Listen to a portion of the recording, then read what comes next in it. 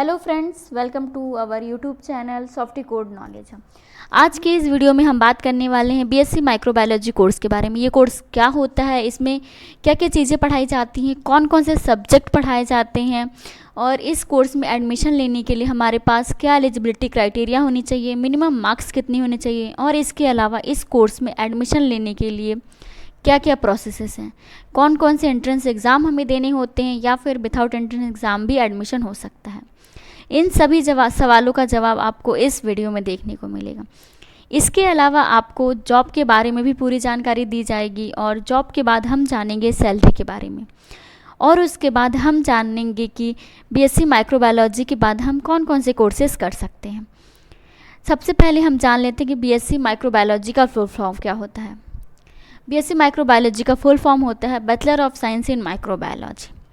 Microbiology जो word है, इसके अंदर हम पढ़ते हैं माइक्रो ऑर्गेनिज़म्स के बारे में। माइक्रो ऑर्गेनिज़म्स क्या होते हैं?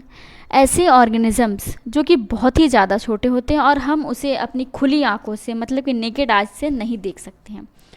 उन माइक्रो ऑर्गेनिज़म्स को देखने के लिए हमें माइक्रोस्कोप जैसे इंस्ट्रूमेंट्स की ज़रूरत पड़ती है, इसलिए हम उन्हें माइक्रो ऑर्गेनिज़म्स कहते हैं या फिर माइक्रोस्कोपिक ऑर्गेनिज़म्स भी कहते हैं।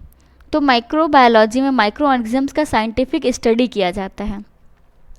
क्या आपको पता है कि आपके बॉडी में टोटल जितने भी ऑर्गेनेल सेल्स होते हैं उससे भी ज़्यादा माइक्रोबियल सेल्स होते हैं।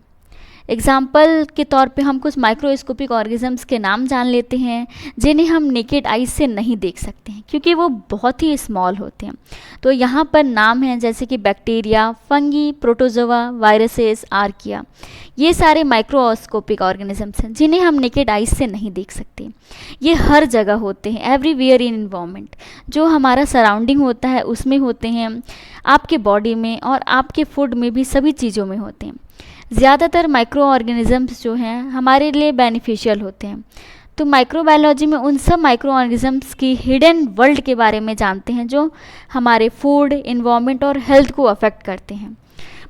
तो चलिए इसके बाद हम जान लेते हैं कि माइक्रोबायोलॉजी कोर्सेज़ के बारे में। बीएससी माइक्रोबायोलॉजी का जो कोर्स है वो कितने टाइप्स के होते हैं। तो माइक्रोबायोलॉजी के जो बहुत सारे कोर्सेज होते हैं जैसे कि bachelor of science in microbiology, bachelor of science in applied microbiology, bachelor of science in industrial microbiology, bachelor of science in clinical microbiology, bachelor of science in food microbiology. तो ये थे बीएससी माइक्रोबायोलॉजी के courses. इन सब courses का जो level है वो same है, यानी कि ये सारे जो कोर्सेज हैं वो ग्रेजुएशन कोर्स हैं। इनमें से किसी एक कोर्स को करने के बाद आप ग्रेजुएट कहलाते हैं। हम आपको इस वीडियो में बीएससी माइक्रोबायोलॉजी के बारे में सिर्फ बताने वाले हैं, उसके बारे में हम आपको पूरी डिटेल देने वाले हैं। बीएससी माइक्रोबायोलॉजी जो होता है वो एक 3 साल का कोर्स है, एक अंडर ग्रेजुएट कोर्स है जो कि 3 साल का होता है, जिसे कंप्लीट करने के बाद आप ग्रेजुएट हो जाते हैं। पहले ये सेमेस्टर वाइज होता था, तो 3 साल में 6 सेमेस्टर होते थे, लेकिन अब ये ईयरली वाइज हो चुका है। अब 1 साल में आपको एक ही पेपर देना होता है। ये जो कोर्स है ये फुल टाइम कोर्स है। अब हम जानते हैं कि इस कोर्स में एडमिशन लेने के लिए आपके पास क्या क्या एलिजिबिलिटी क्राइटेरिया होनी चाहिए।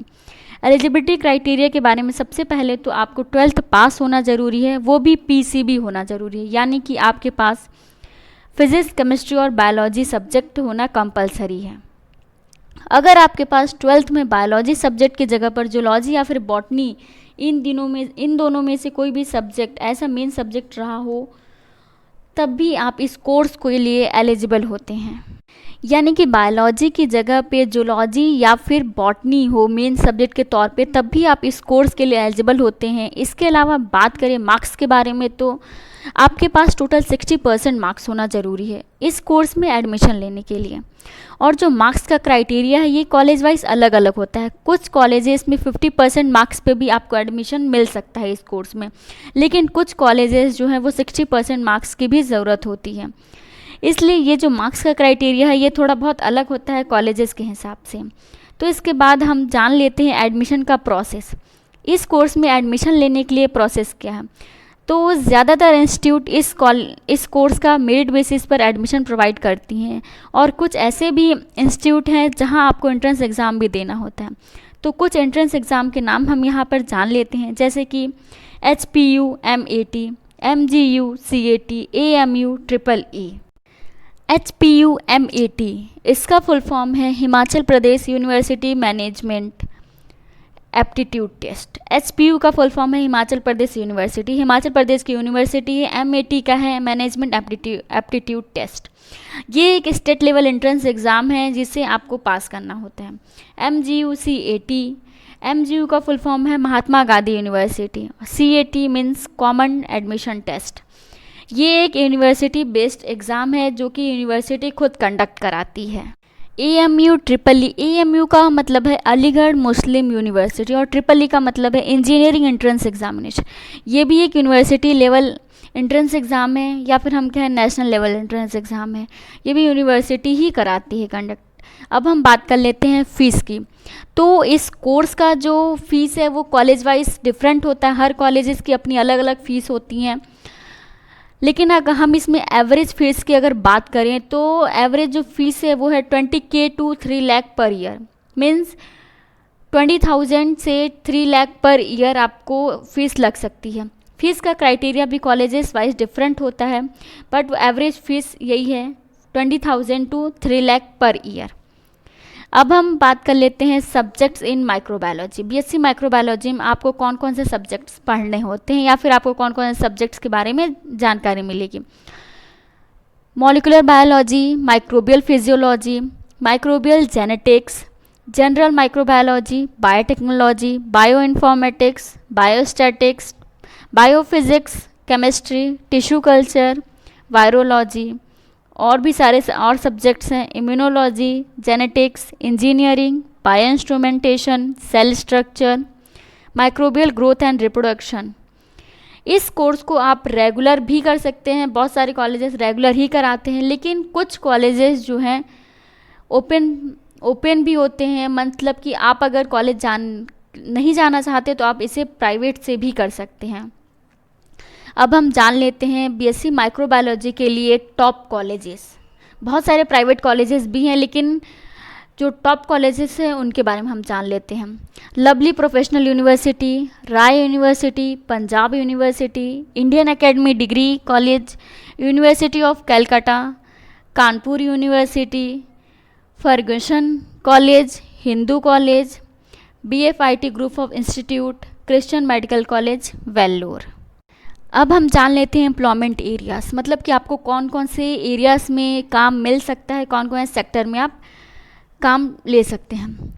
डेवलपमेंट लेबोरेटरीज़ में, फार्मास्यूटिकल सेक्टर, केमिकल इंडस्ट्रीज़ जहाँ की केमिकल्स बनती हैं उस इंडस्ट्रीज़ में, हॉस्पिटल्स, यूनिवर्सिटी और कॉलेजेस में आप प्रोफेसर या लेक्चरर की तरह पढ़ा सकते हैं। फूड इंडस्ट्री और बहुत सारे जो सेक्टर्स हैं आप वहाँ आपको एम्प्लॉयमेंट मिल सकती है।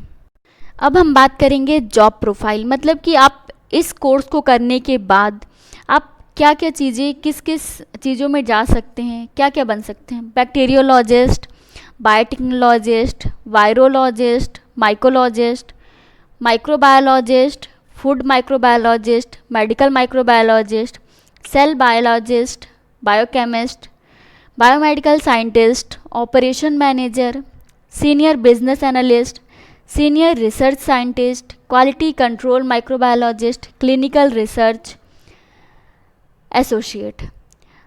आप एकेडमिक में भी जा सकते हैं, जैसे कि आप टीचिंग कर सकते हैं प्रोफेसर या लेक्चरर की तरह।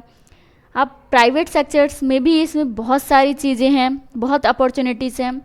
आप रिसर्च सेंटर में जैसे कि DRDO, इसरो, AIIMS, इन सब में आप रिसर्च भी कर सकते हैं, साइंटिस्ट भी बन सकते हैं। गवर्नमेंट में भी बहुत सारी अपॉर्चुनिटीज़ हैं, इस कोर्स को करने के बाद आप जा सकते हैं। अब हम बात कर लेते हैं सैलरी के बारे में। जो सैलरी है वो अलग अलग जॉब प्रोफाइल के हिसाब से अलग अलग हो सकती है। अगर हम एवरेज सैलरी की बात करें तो वो 2 से 3 लाख पर ईयर के हिसाब से होगी। आपको एक साल में 2 से 3 लाख तक मिल सकता है। सैलरी बहुत सारी चीज़ों के ऊपर डिपेंड करती है। आपका वर्क एक्सपीरियंस, आप कितने साल के वर्क एक्सपीरियंस में हैं, आपकी इंडस्ट्री, आप कौन से इंडस्ट्री में वर्क कर रहे हैं, कौन सा आपका जॉब प्रोफाइल है, उसके हिसाब से आपकी सैलरी डिपेंड कर सकती है। अगर आपको एडवांस लेवल का जॉब चाहिए तो आपको एडवांस लेवल की डिग्री भी होनी चाहिए, जैसे डॉक्टरेट PhD करके आप डॉक्टरेट की डिग्री ले सकते हैं। उसमें आपको ज़्यादा अपॉर्चुनिटीज़ मिलेंगी, ज़्यादा आपको जॉब की अपॉर्चुनिटीज़ ज़्यादा मिलेंगी, ज़्यादा सैलरी होगी। अब हम बात कर लेते हैं कि बीएससी माइक्रोबायोलॉजी के बाद आपके पास क्या क्या करियर ऑप्शन बचते हैं। तो बीएससी माइक्रोबायोलॉजी के बाद आप डीएमएलटी, एमएलटी कर सकते हैं अगर आपको लैब असिस्टेंट बनना है। तो अगर आपको लैब फील्ड में जाना है, लेबोरेटरी में काम करना है, लैब असिस्टेंट बनना है, तो आप डीएमएलटी, एमएलटी कर सकते हैं।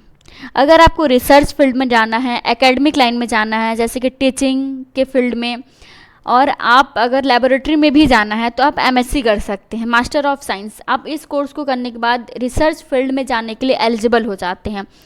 तो अगर आपको रिसर्च फील्ड में जाना है तो आप एमएससी कर सकते हैं, टीचिंग में भी जा सकते हैं और लेबोरेटरी में जा सकते हैं। इसमें एक बात याद रखने वाली, अगर आप डीएमएलटी या एमएलटी करते हैं तो आप बस इसमें लैब का काम कर सकते हैं, लैब असिस्टेंट बन सकते हैं। लेकिन अगर आप एमएससी करते हैं तो आप रिसर्च फील्ड में भी जा सकते हैं, टीचिंग की लाइन में भी जा सकते हैं और लेबोरेटरी फील्ड में भी जा सकते हैं। इसके आगे आप पीएचडी कर सकते हैं डॉक्टरेट की डिग्री के लिए। इससे आप साइंटिस्ट बन सकते हैं, साइंटिस्ट रिसर्च कर सकते हैं, हाई लेवल का आप प्रोफेसर बन सकते हैं। आप इसमें पीजी डिप्लोमा भी कर सकते हैं। तो यही थी आज का हमारा वीडियो की हमने देखा कि बीएससी माइक्रोबायोलॉजी कोर्स क्या होता है, बीएससी माइक्रोबायोलॉजी क्या होता है, इसमें कौन कौन से सब्जेक्ट्स हैं, जॉब प्रोफाइल क्या क्या है, सैलरी क्या है, इसके बाद हम क्या करियर ऑप्शन चूज़ कर सकते हैं। आई होप आपको ये वीडियो पसंद आई। अगर आपके पास कोई भी डाउट हो तो आप हमें कमेंट बॉक्स में ज़रूर बताएं, अपने दोस्तों के साथ ज़रूर शेयर करें और हमारे चैनल को ज़रूर सब्सक्राइब करें। Thanks for watching this video. Stay motivated, be blessed, be happy.